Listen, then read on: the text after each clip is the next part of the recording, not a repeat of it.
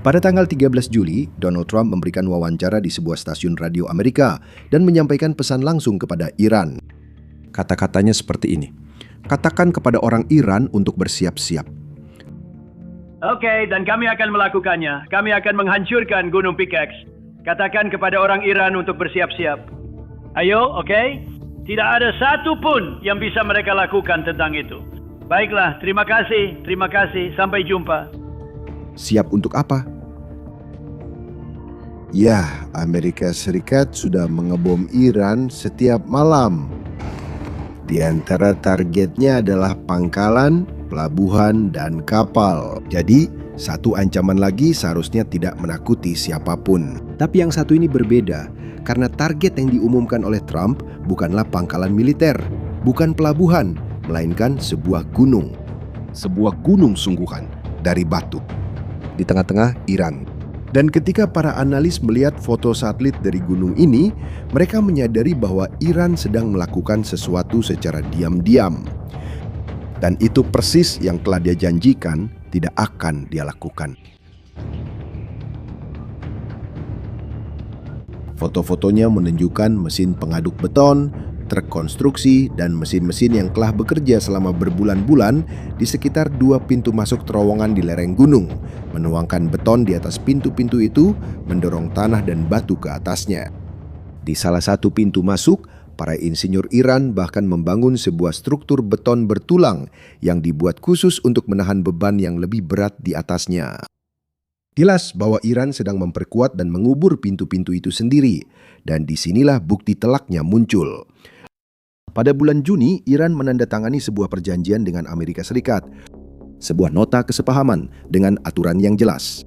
Dan salah satu aturannya mengatakan, tidak boleh ada pekerjaan di fasilitas nuklir selama negosiasi berlangsung. Begitulah.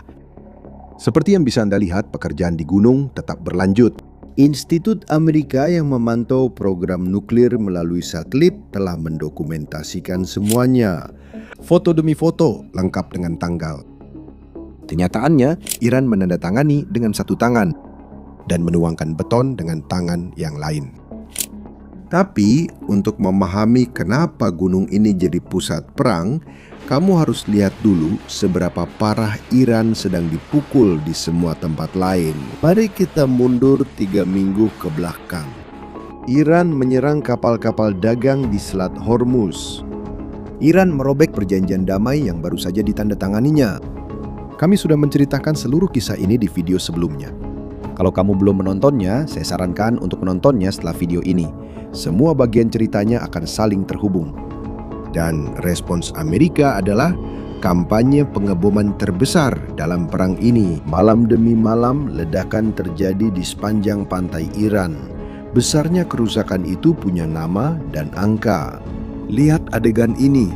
Pria berseragam dengan 4 bintang yang berdiri di depan peta raksasa Iran itu adalah Brad Cooper, Laksamana Kepala Komando Pusat Amerika, markas besar yang memimpin semua pasukan Amerika Serikat di Timur Tengah. Sejak awal perang, dialah yang muncul di depan kamera untuk memberikan laporan tentang jalannya kampanye. Dan angkanya sangat mengesankan.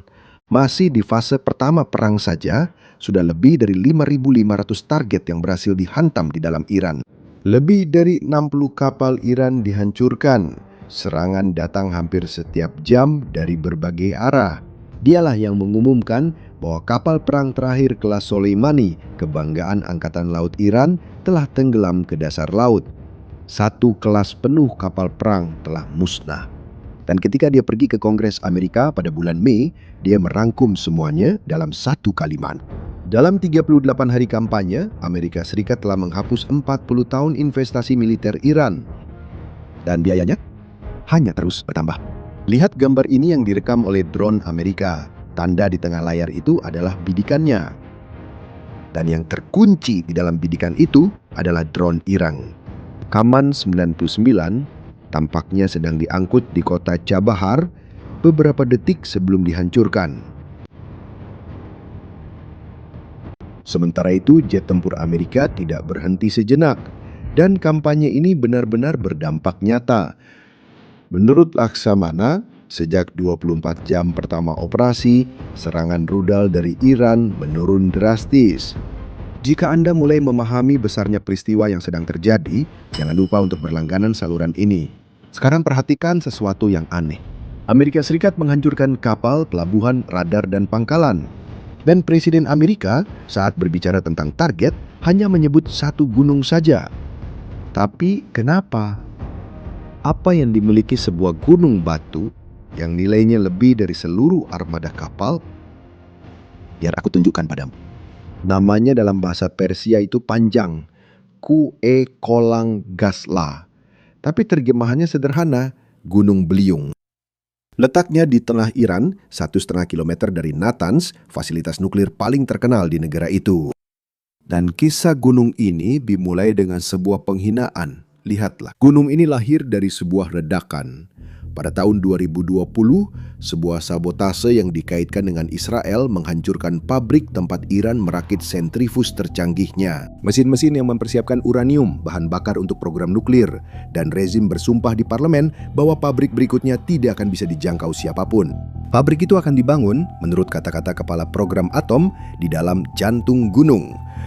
6 tahun kemudian, inilah hasilnya.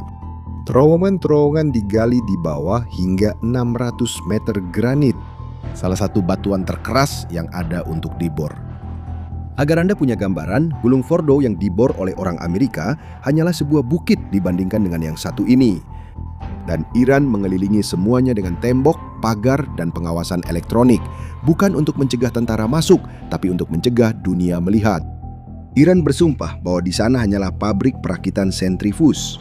Tapi para inspektur internasional dari Badan PBB yang mengawasi program nuklir di seluruh dunia belum pernah sekalipun menginjakan kaki ke dalamnya. Tidak sekalipun. Dan para analis yang mempelajari tempat itu menilai bahwa ruang di bawah gunung tersebut terlalu besar untuk itu. Cukup besar menurut mereka untuk menyembunyikan seluruh pabrik pengayaan uranium dan bahkan menyembunyikan tahap-tahap akhir pembuatan bom atom.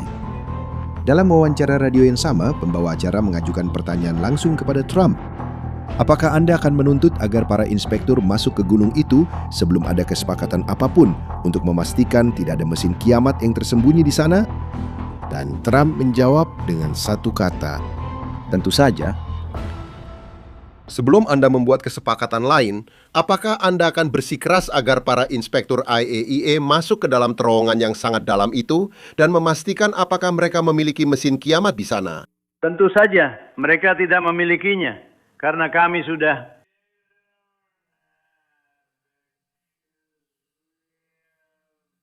Sekarang Anda pasti sedang berpikir, lapisan batu setebal 600 meter, bagaimana cara menyerangnya? Dan ya, ternyata Amerika Serikat sudah pernah menjawab pertanyaan itu sekali di sebuah gunung lain di Iran. Mari kembali ke Juni 2025, perang sebelumnya. Targetnya adalah Fordow, benteng nuklir paling terkenal di Iran yang terkubur di dalam sebuah gunung. Lihat gambar-gambar ini. Di sini kamu bisa melihat dengan jelas apa yang ada di dalam gunung itu. Seluruh kota yang digali ke dalam batuan dengan koridor, ruang mesin, dan bahkan kantor-kantor. Selama bertahun-tahun, seluruh dunia mengulangi kalimat yang sama. Fordow tidak bisa ditembus. Dalam satu malam, 7 pesawat pengebom siluman lepas landas dari Amerika Serikat. Masing-masing membawa senjata yang hanya bisa mereka bawa. GBU-57, sebuah bom seberat 14 ton, seberat sebuah truk, dirancang hanya untuk satu tujuan.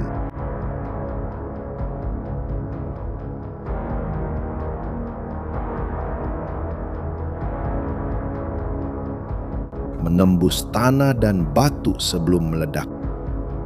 12 bom seperti ini dijatuhkan di Fordow. Tapi bom-bom itu tidak jatuh secara tersebar. Dan inilah detail yang hampir tidak dipahami oleh siapapun pada saat itu. Pihak Amerika menargetkan saluran ventilasi, pipa-pipa raksasa yang membawa udara ke dalam benteng. dan mereka menjatuhkan 6 bom ke 2 lubang yang sama, satu demi satu. Setiap bom menggali lebih dalam di jalur yang telah dibuka oleh bom sebelumnya, seperti paku yang dipukul di titik yang sama sampai menembus. Benteng yang tak tertembus itu akhirnya berhasil ditembus. Tapi ketika debu mulai mereda, kejutan pun datang. Menurut para analis Amerika dan Israel, brankas itu ternyata kosong. 440 kg uranium yang telah diperkaya milik Iran, harta karun dari program nuklir mereka, telah dipindahkan beberapa hari sebelum serangan itu, dimuat ke dalam truk-truk menuju tujuan yang hingga kini belum pernah dikonfirmasi oleh siapapun. Dan itulah sebabnya perburuan itu tidak pernah berakhir, karena uranium itu masih ada di suatu tempat. Dan lihat betapa gilanya, Badan Inspeksi PBB kehilangan jejaknya dan kecurigaan mengarah ke Gunung Picareta yang sudah kami tunjukkan sebelumnya. Dan analis yang sama yang memergoki truk pengaduk beton itu juga mendokumentasikan hal lain. Tak lama setelah perang tahun 2025 itu, sebuah terowongan kecil di dalam kompleks gunung itu benar-benar disegel. Ditutup dengan tanah dan beton. Isinya sama sekali tidak diketahui. Iran mempertaruhkan segalanya pada gunung ini, dan di atas kertas perhitungan taruhannya tampak bagus bagi mereka. Bom seberat 14 ton itu secara resmi bisa menembus sekitar 60 meter. Gunung itu memiliki hingga 600 meter granit di atas terowongan yang paling dalam. 10 kali lipat. Di atas kertas itu tak tersentuh. Rezim Iran bahkan dengan sengaja mengatakannya dengan lantang. Seorang penasihat parlemen Iran menyatakan bahwa di sanalah berada fasilitas nuklir paling dibentengi di dunia dan mengatakan bahwa itu mustahil untuk diserang. Tapi ada masalah dengan kepercayaan diri mereka itu. Karena itu persis sama dengan kepercayaan diri yang mereka miliki di Fordow. Dan kali ini, orang Amerika bahkan tidak perlu menembus batu itu. Sehari setelah ancaman dari Trump, lembaga Amerika yang memantau gunung itu menerbitkan sebuah analisis yang pada dasarnya menunjukkan panduan praktis tentang cara menyerang tempat itu. Dan panduan itu tidak menyebutkan harus mengebor 600 meter granit. Panduan itu menyebutkan 3 titik lemah, jalur listrik yang memasuk gunung, saluran ventilasi, pipa udara yang sama yang menyegel nasib Fordow, dan pintu-pintunya karena tidak ada benteng yang bisa berdiri tanpa pintu. Lalu, satelit menangkap sesuatu yang seharusnya sama sekali tidak seperti itu. Foto-foto terbaru dari tanggal 9 Juli menunjukkan bahwa sepasang pintu masuk di sisi barat gunung itu masih terbuka. Ya, terbuka. Menurut analisis, tempat itu rentan terhadap senjata presisi dan bahkan terhadap operasi pasukan yang masuk dengan berjalan kaki melalui terowongan. Ingat dengan mesin molen di awal video? Dari beton yang dituangkan di atas pintu secara tergesa-gesa, melanggar kesepakatan? Begitulah, Iran sedang buru-buru menutup pintu-pintunya sendiri sebelum orang Amerika masuk lewat pintu itu. Lihat teknik Amerika sekarang setelah Fordow. Bom yang ada sekarang punya sumbu pintar, yaitu sensor yang bisa mendeteksi saat bom melewati celah dan masuk ke lantai baru. Bom itu akan menghitung jumlah lantai sampai meledak di titik yang tepat. Penerus bom seberat 14 ton sudah dipesan. Dan manual itu sudah digunakan 2 kali di Fordow. Dan pada bulan Maret tahun ini, terhadap terowongan nuklir Iran lainnya, di mana saluran ventilasi kembali diserang. Trump sendiri merangkum rencana itu dengan ejekan seperti biasanya. Dia mengatakan bahwa gunung itu adalah target yang sempurna untuk, menurut kata-katanya, satu hantaman besar tepat ke pintu depannya. Tapi jangan salah, Iran tahu soal itu. Reaksi mereka menunjukkan hal itu. Beberapa minggu yang lalu, Iran mencoba aksi paling berani dalam perang ini. Mereka menembakkan 111 rudal ke arah Abraham Lincoln, sebuah kapal induk Amerika. Dan Trump sendiri yang mengumumkan hasilnya dalam sebuah acara di Pennsylvania. 111 rudal ditembakkan beberapa minggu yang lalu oleh teman-teman kita yang baik hati dari Iran. Rudal-rudal itu diarahkan ke Abraham Lincoln yang merupakan kapal induk yang sangat indah, omong-omong. Abraham Lincoln 111 dalam waktu singkat.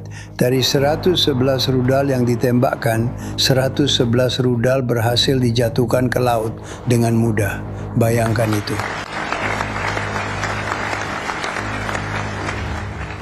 Ada angka 111 rudal itu. 111 dijatuhkan ke laut, tidak ada yang mendekat. Dan di kota-kota pesisir, lihat semburan-semburan itu naik ke langit yang cerah. Itu adalah pertahanan udara Iran menembak ke arah target yang bahkan tidak bisa mereka lihat.